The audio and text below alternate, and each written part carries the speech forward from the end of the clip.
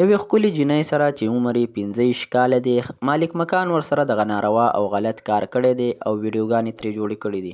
دغه ویډیوګانې چې مونږ له په لاس راغلي دي او انټرنیټ ته ختلي دي، نو دغه ویډیوګانې به تاسو سره په دې ویډیو په اخره کې شریکوم. ویډیو را سره تر اخره پورې وګورئ.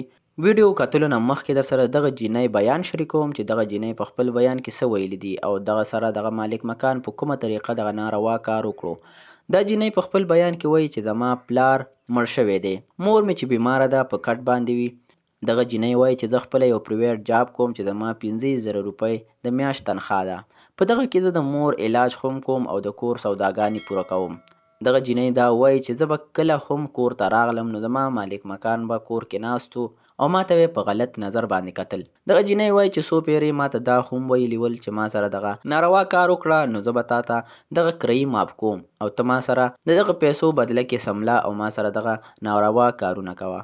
دغه جینۍ وایي چې ما مالک مکان څو پیرې پوه کړی هم او د کور نه مې شړلی وم، خو دغه مالک مکان چې نه پوهېږي او زما عزت ته غل و. زما چې په کور کې رونه نشته، پلار مې مړ، زه او زما مور ده په کور کې، نو زما مالک مکان په ما ځکه ډاډه راځي او د ناروا کار غوښتنه رانه کوي. کتونکو یوازې دغه جینۍ نه، داسې ډېرې جینکۍ ښځې شته دی چې مجبورۍ نه دغه بدکاریانې او ناروا کار شروع کړي. دغه جینۍ سره چې دغه حادثه مخې ته راغلې ده او خپل بیان یې ورکړی دی چې ما مالک مکان تنګوي او د ناروا کار غوښتنه رانه کوي. نو دوستانو، موږ له پکار دي چې په خپل معاشره کې، خپل ګاونډ کې داسې خلکو له سپورټ ورکړو چې د هغوی وس نه کېږي او مالي او جاني امداد ورسره وکړو. د دغه جینۍ بیان به تاسو اورېدلی وي او که ویډیو یې کتل غواړئ نو پیج ته راشئ، هلته یې ویډیو کتلی شئ. که ویډیو مو تر اخره پورې کتلي وي، چینل سبسکرایب کړئ او ویډیو لایک کړئ.